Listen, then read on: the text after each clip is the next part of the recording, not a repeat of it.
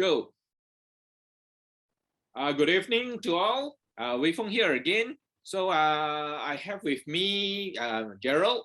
Lee is again. This is part 2 of our Navigate mini series. So as a part of the continuation from the previous talk, for those who like to know is channels growth. Today we'll be talking about brand management. So to introduce, maybe for those who have not joined us before, maybe a little bit about myself. I'm Fung here, ex-Ericsson, as well as Sony Ericsson, where I dealt with consumer electronics for a number of years, 20 over years of experience in marketing, IT solutions, as well as like what do you call that? Yeah, product compliance. So I have with me Gerald. Yeah, Gerald, maybe you just a short intro. Yeah, a quick one. I've been in corporate world and predominant in the FMCG and telco industry. So I've been with this line of job for, again, pretty similar with Wei Fung, over 20 years. Yeah. Okay. So and again, thanks Wei Fung for having me back again. Okay. So there will be 3 parts of this Navigate mini series. We have started kickstart with the channels growth. Then today will be brand management.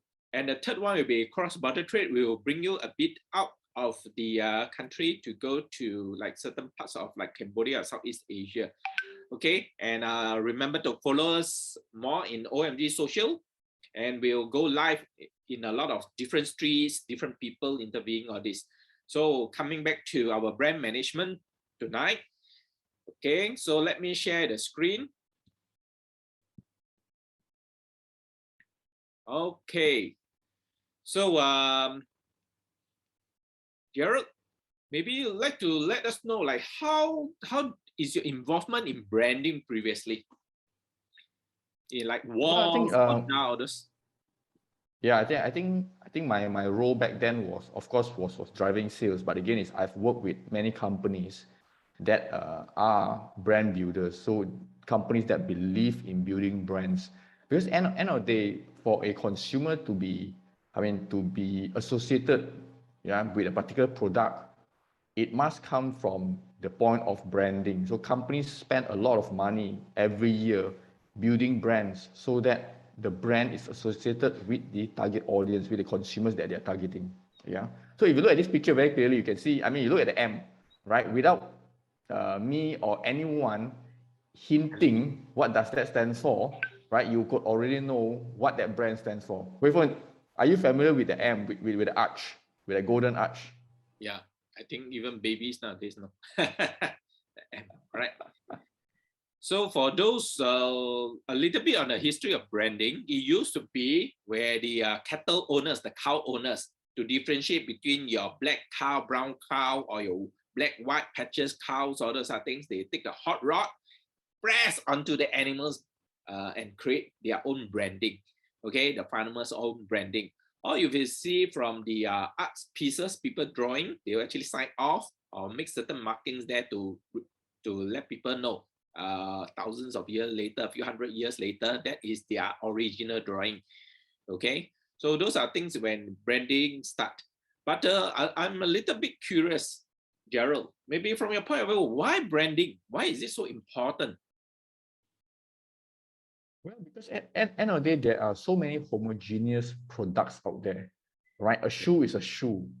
A cup of coffee is a cup of coffee, right? But what differentiates that cup of coffee from every coffee that's out there? So hence, companies invest a lot in branding. So let's take, for example, I talk about shoe and a shoe, right?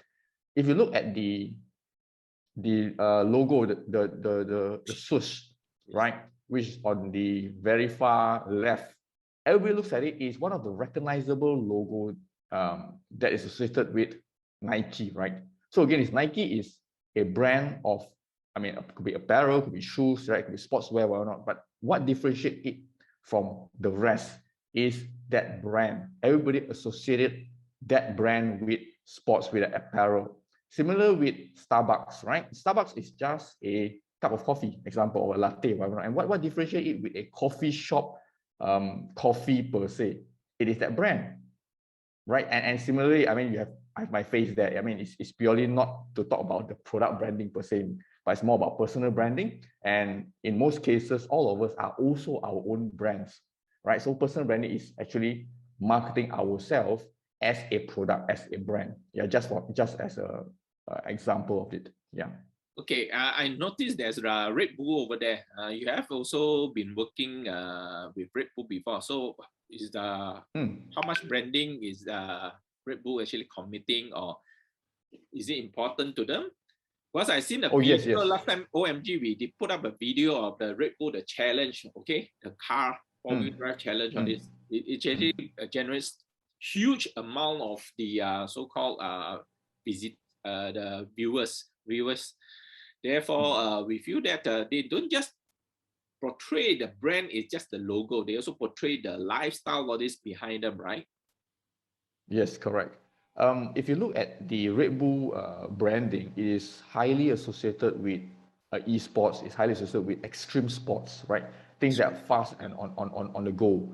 So you will find that a lot of activities or even sports events or even events activities that I mean highly energetic, right? And that's where you find Red Bull's branding in there, right? But if you look at the Malaysian context, I mean because there are a couple of Red Bulls in the market. There is one which is in the gold can. There's another one which is the long silver can, right? So two different brands, although they are also Red Bull, comes from the same company per se. I mean the parent company.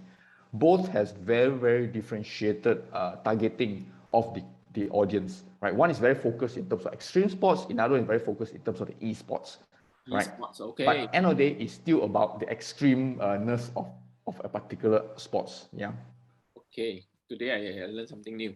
So the other thing, previously there are some questions raised like why channels growth is important and why are we moving to brand management. So we know that a lot of times you guys are actually selling your products. It's always like about cost and selling it cheap compared to your competitor. But that is not going to work in long term. Okay. Therefore, why we have this series of talk is initially we'll get you to expand up your channels so that you can create more volume. And from there, volume doesn't mean you have to lower down your pricing every time. Is where the branding comes in handy to help you to maintain or even what do you call that, strengthen your product. How people perceive your product, as well as increase your pricing. Okay, and we do know that a lot of those good brands, like especially in fashion, they have this what we call the classic model, right? And the price for that one is forever gonna be what do you call that? It's never gonna have a big discounts or those. So as we move along, the next thing will come to you how to make the value. Why is branding so important? Okay, so power of branding. Okay, Gerald. Yeah, if you look at these two examples, one, as I mentioned earlier, right, coffee is still coffee, but one is a coffee shop coffee, which, I mean, if you walk into a standard Chinese kopitiam or whatever not, you're probably going to pay about 3 ringgit, right, for a cup of coffee. Of course, I mean, at times you can go even lower. But if you buy a cup of coffee from Starbucks, you're paying for that brand. That's why it costs you 9 ringgit. All right. Okay. So the power of branding allows you to elevate your product pricing to a certain level because consumers will associate themselves by drinking a cup of Starbucks coffee rather than a kopitiam coffee, right? Yeah, I mean, end of the day, it's still coffee. Yeah. Okay. Gerald mentioned kopitiams. Actually, those in like Singapore and Malaysia, those are what we call the number of Southeast Asia cities. Kopitiams are those traditional coffee outlets. Okay. So how do you will advise people to do the branding in that sense? Do they straight go out and get some designers for it, or is there something behind the stories where you can look into? Well, I think end of the day, it goes back to the branding strategy, right? And also the marketing communication, as a whole. So again, it depends on how much budget a particular company has to invest in a brand. But I reckon most companies would definitely have allocated budget to build brands. Otherwise, if you recall, our first topic was on channels, right? You can identify the channels. You can make sure that your product is available in the channel. However, If your brand is not strong enough, your brand is not well known, it's not made aware to consumers, they won't be able to pick up your brand. They won't buy that brand. So it doesn't make a difference whether are you available or not. At the end of the day, you must be available first, then build a very strong brand around your product so that your product stands out. And again, when I talk about building that brand, it got to be relevant as a brand, it's got to be relevant to your target audience, the audience that you're targeting or your consumer base you're targeting. Yeah. Okay. So again, if you look at Starbucks or even look at Nike shoes, who are they targeting? So similar with your product, ask yourself, who are you targeting? And then focus your efforts and your marketing support to build that brand around that target audience. Okay. When last time I did a little bit of like also tips in terms of branding, we always look at before you create branding, you create out something for it. You actually look into the standardizing. Okay, it must have a corporate identity to be, you know, the kind of template, a standard serving or standard what do you call that? The brand logo. Okay, that is one thing you must have. Second, I believe is important will be the service. What kind of service you actually represent that differentiates your product with other competitor. Okay. Thirdly, will be the story. A lot of times, people are looking for more something very meaningful. You know, your own story, how you come about to this product or this service, so that you can relate to your or connect to your customers. That's what I feel is important. Okay. So next, okay, here we have is actually a lot of times one of the country where always fascinate us, me and Gerald, will be all this in Japan. You always get this mascot. Let's enjoy this movie video a bit. Okay. Okay, wait. Okay. So there's some connection.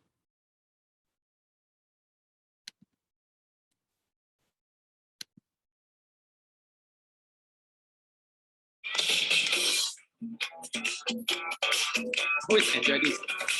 Okay. That's it. Music, that tempo gets us moving.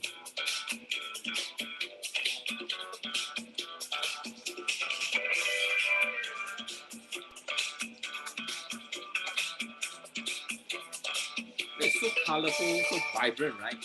So Gerald, what do you think? Why are they always having all these mascots? Right? All this mascot stuff, which very popular in Japan. Very popular in Japan, right? Okay, I don't know what they're talking about. Probably later, we would like to know more about why all these are things, right? So the next thing is we'll actually go all the way. Let's go all the way, Gerald. We have taken a trip all the way to Japan. All right, that person looks like me, but it's actually not me. You're here for? My twin brother, I presume. Hey, you wanna join me for a Ponta meeting? Okay, let's go. Okay. Okay, now actually Ponta is one of the biggest loyalty marketing and data company in Japan. So I'd like to bring a special guest all the way from Japan, joining us from Tokyo. Okay, Tak will be joining us. Yes, okay, Tak, how are you? Hi, everyone. He's formerly from Ponta, and today he'll be sharing a little bit on all these queries we have, like why all these mascot thing, those Godzilla, and they actually make into besides cartoon, comics, anime. Then nowadays is movies, merchandisers, all these things. So, can you actually give us some background on all this Japan anime and mascot things? Yes, actually, today I also have a special guest with me. Okay, that's cute. Ponta. Yeah, okay. Ponta. Yes, Ponta is one of the biggest loyalty brand in Japan, and we have around 100 millions of members. Oh, that's a lot, huge, right? This is covering around 95 or 96% of Japan's population. So again, how many percent is that? A lot of like, okay. How Sorry? many percent is that?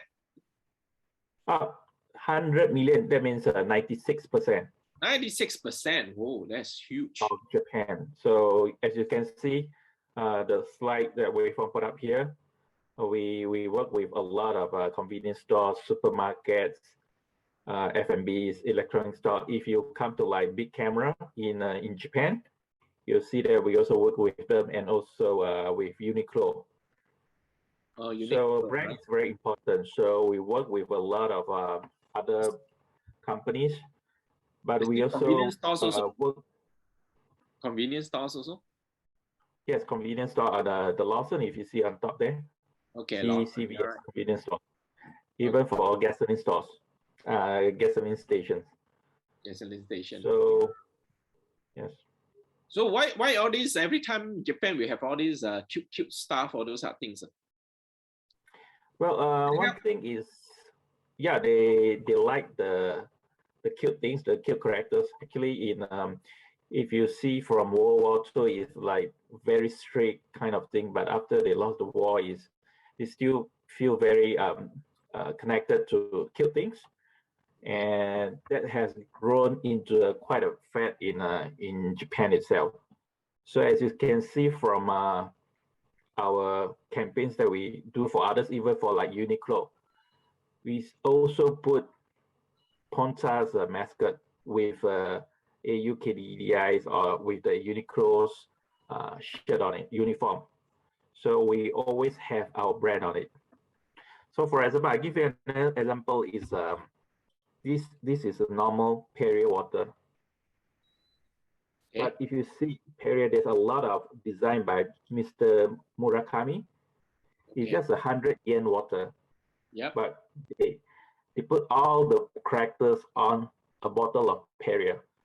I believe if you buy a Perrier sparkling water in overseas, you don't see such kind of like branding or characters design on it. So this is what we call it very special for Japan. That's why we like to go and buy collectibles over in Japan side. What about you, Gerald? What's your thoughts upon all this cute stuff and mascot of this? Well, I mean, personally, I'm not a fan of all this. I don't collect all this stuff. But again, I always find it interesting, right, to see what Japan has to offer in terms of all these activities and using mascots in a lot of the promotions, right? And I mean, to a certain extent, I'll probably have to agree with Tak that because the consumers there love all this stuff.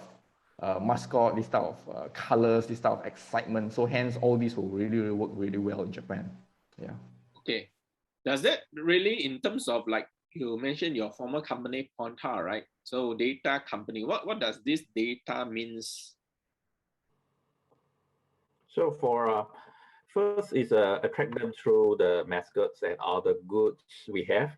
And of course, with the services we provide with all our partners from convenience stores to petrol stations and KFC, Uniqlo's, everything.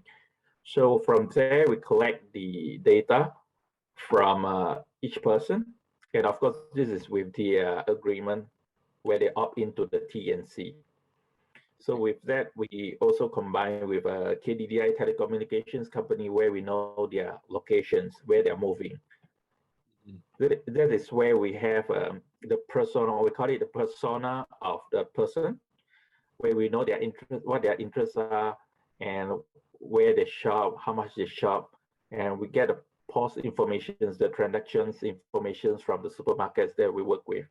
And of course, it's all with the permissions, and that's why we work on the one-to-one marketing. We call it the targeted marketing. So brand is one thing, the channel of attracting them is the other thing. At that end, it is quite similar, very similar to Facebook, where we get the information and we target one-to-one marketing, customize the marketings to each person. Okay, I have a question here from the audience. Actually, why does this so-called, when you have this kind of different season, is it gonna cost a lot to do the branding? Because you have so many different feelings, a mood of the mascots, right? So the question is actually, does it really help in the product sales when you kick off a new product? Yes. So if you guys have experience coming to Japan during the Christmas and you stay on to after 1st of January, that is the New Year of Japan.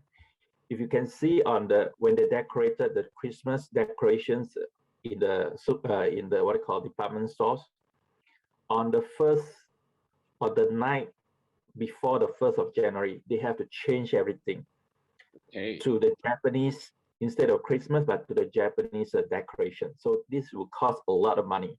So if those people, I mean, those stores would keep with the Christmas decorations, to Japanese, it will be like, oh, this is like over. You should be putting up New Year's decoration. So yes, the answer is yes. You spend. I mean, we spend a lot of money on the decorations and making sure every detail. Okay. And the season wise, when you change, you need to change. If you don't change, for Japanese, it will be like it's already over. Okay, that means So you this is don't very really important. catch on with your consumers. No, I like here we always sometimes we do see some shops from different festive season. The next year, following year, they still recycle back. So that is the difference. Okay, so Yes. anything else? Probably you want to like give advice, and also like Gerald said, you all want to give advice to the audience, like what are the main things they want to look out for in terms of branding? What are the best practices, and how to induce people or make people who want to buy your products more? Okay, actually this is open. Besides Stuck and also Gerald, can please chip in. Yeah, so we actually have very strict guidelines on the mascots. You see the face here is smiling, but back end we do a lot of like quality control, and especially we shouldn't be like covering the face of the mascot, the Ponta face.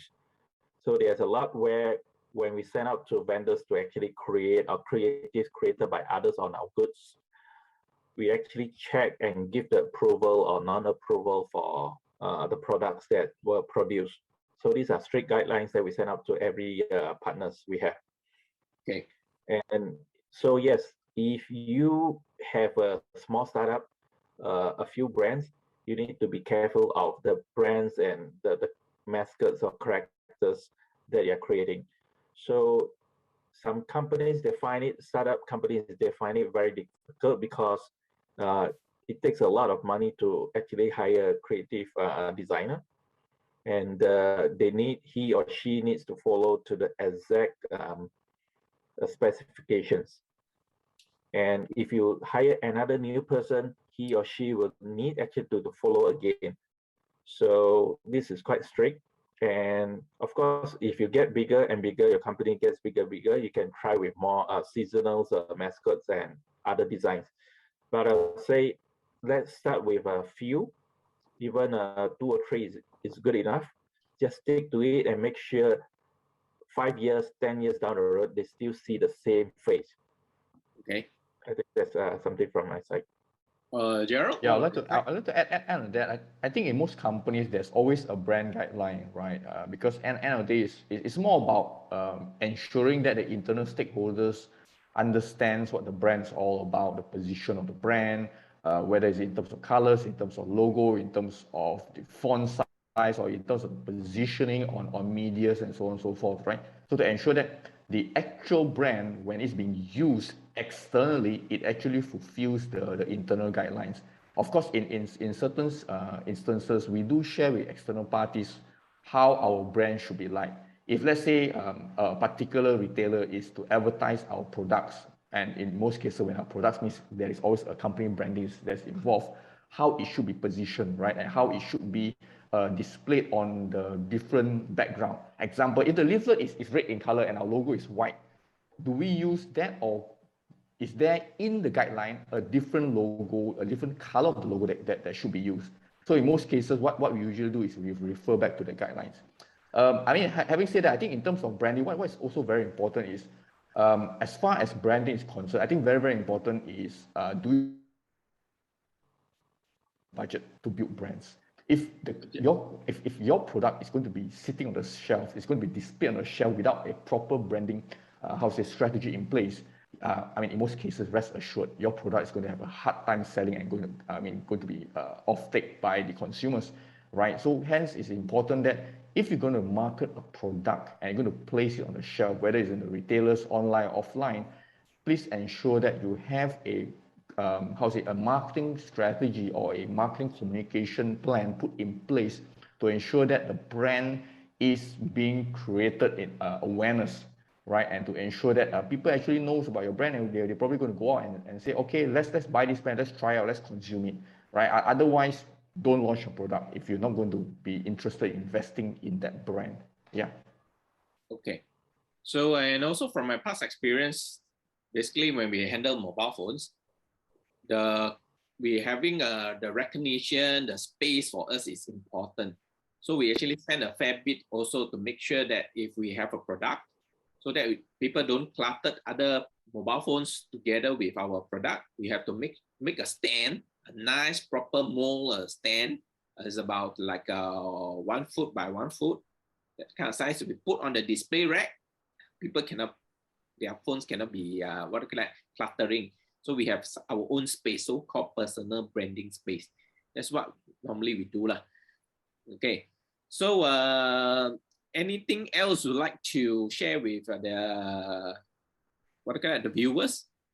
Okay, let me see any questions. Okay, there's this question about the so-called, is it good to actually, sometimes people actually buy and make all those little mascots, all those to give away. Is this expensive and whether is it worth it? Who wants to pick up this question? Well, I think this, I believe they are referring to premiums, right? Small little mascots, premiums, okay, premiums, yes, right? yes. Yeah, so again, I think premium works provided there is a proposition to the premium, right? If I recall in the past, let's take for example when McDonald's launched the Hello Kitty, and the Hello Kitty toy is a premium tie along with a Happy Meal, right? And consumers wants that because it becomes a collectible, it becomes a limited edition. Then to me, yes, the premium has a value, has a proposition which consumers wants. But again, if you have a premium that has completely no perceived value to the consumers, then again, it's why would consumers want to buy the product and collect that premium, right? Example, if you walk into a category of spreads and bread, example, sometimes they give that spread knife, right? So tomorrow the company can say, okay, we have limited edition knives up for grabs. As long as you buy a loaf of bread, you get these 4 colors. But you go and ask yourself, right? How many times are you going to use that knife, right? Probably once, right? And you don't need 4 colors of that spread knife to collect unless you are a collector freak or you just love knives for a particular reason. So that's why I'm saying, if there is no value or perceived value to the consumers, highly likely the premiums will not fly, right? So for loyal consumers, to them is great. I buy this brand and they are giving me this premium, great. If I don't buy this brand, I'm not hard up for the premium anyway, right? It's very, very different from creating a value proposition for that premium versus one that completely has no value. Yeah. What do you think? I mean, Yeah, and really agree. And it's also about the target of the people we are actually, the consumers. So I give you one example of the program we did with Formula One, the Ferrari products we have in 7-Eleven in Taiwan. As you know, 7-Elevens, there's a lot of younger generations, especially female shoppers.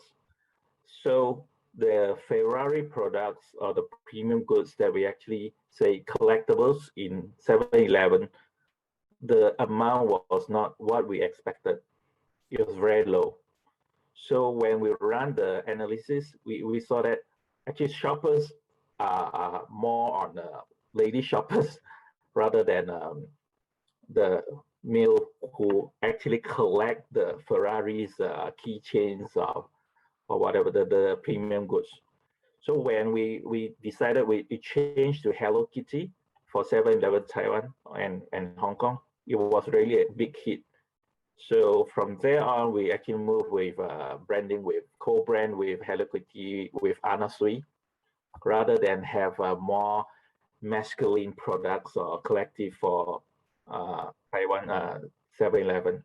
So these are things that we, like you say, we need to be careful of the target audience or the shoppers we are looking for.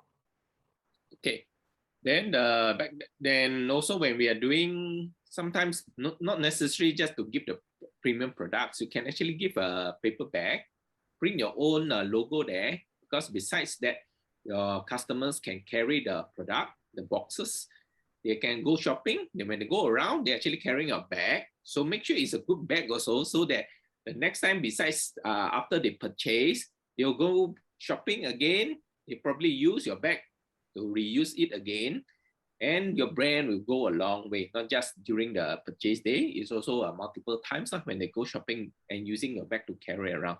Okay, it'd be something they can be proud of to be seen, that kind of brand.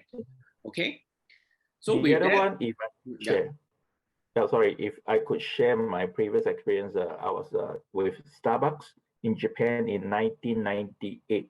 Oh, that's we very have long only time ago. 1998. Yeah. We have only 6 Starbucks in Japan, in Tokyo and other cities in Japan. Now we have 1,550 Starbucks in Japan. Now, okay. Yes. So last time is we give out a lot of Starbucks bag, as you say, Starbucks with the mermaid there is like, okay, everyone wants it because they want to show like, this is a premium stuff I'm buying. I really now also for like developing countries, if you have Starbucks, people will like to sit at the window there to show, hey, I'm enjoying Starbucks. Okay. So this is kind of like the premium that we give up, and people are happy to receive it. Okay. Yeah. Okay.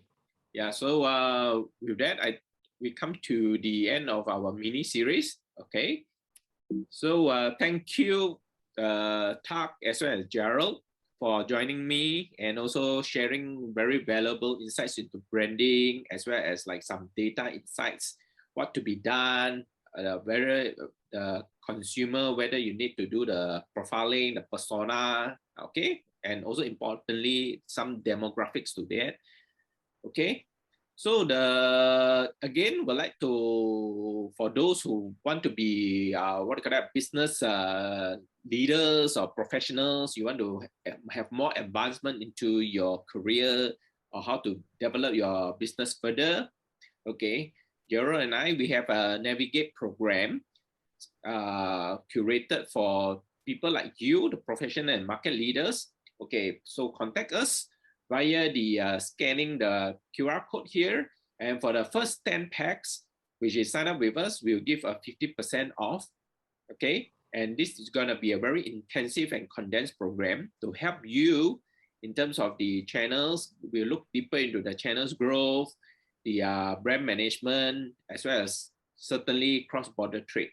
So to join me for the next session of cross-border trade, will be the final and third and the final part of the Navigate mini series under Strategize and Expand Your Business, which is brought to you by Gerald and myself. And probably we hope to get some some special guests. Okay. And with that, I'd like to conclude today's mini series. And thank you for your time. Stay safe. Okay. And bye.